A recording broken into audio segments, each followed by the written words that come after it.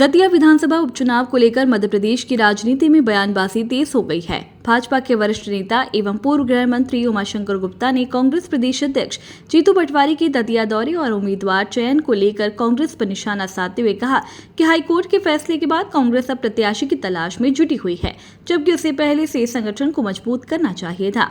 उन्होंने दावा किया कि पिछली हार के बाद भाजपा ने आत्ममंथन कर अपनी कमियों को दूर किया है और इस बार जनता का भरोसा भाजपा के साथ है, जिससे पार्टी का उम्मीदवार पूर्ण बहुमत से जीत दर्ज करेगा। वहीं पूर्व मुख्यमंत्री दिग्विजय सिंह की उज्जैन से अयोध्या तक प्रस्तावित पदयात्रा और राम मंदिर चंदा विवाद पर भी उमाशंकर गुप्ता ने तीखी प्रतिक्रिया देते हुए कहा कि यात्रा करना अच्छी बात है, लेकिन चंदा चोरी के मुद्दे पर राजनीति करना उचित नहीं है। उन्होंने आरोप लगाया कि दिग्विजय सिंह इस मुद्दे पर केवल राजनीतिक नौटंकी कर रही हैं। चाहिए राजनीतिक दलों की ये जवाबदारी है, लेकिन आश्चर्य यही है कि चुनाव घोषित भले ही अभी हों, लेकिन चुनाव होंगे ये तो हाईकोर्ट डिसीजन के बाद लगभग तय था। तो अभी तक कांग्रेस के नेता सब सोते रहे क्या?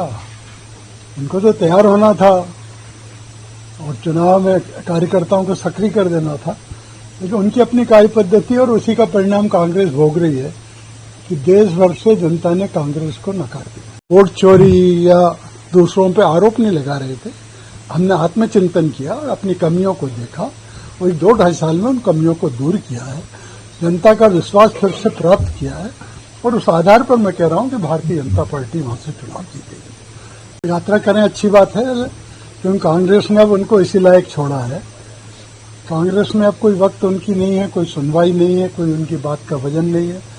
पिछले दिनों आपने देख लिया होगा कि कांग्रेस के प्रदेश अध्यक्ष और उनके बीच जो सड़कों पर लड़ाई आई है सामने, बाद में उनके समर्थकों की लड़ाई सामने आई है, उससे स्पष्ट है दिग्विजय सिंह जा रहे हैं, अच्छी बात है और जाए वहां, लेकिन इन मामलों में मुझे लगता है दुर्भाग्यपूर्ण घटना है, सख्त कार्रवाई होगी ही, लेकिन राजनीति करना ये उचित नहीं है। भोपाल से आदित्य सराठी की रिपोर्ट।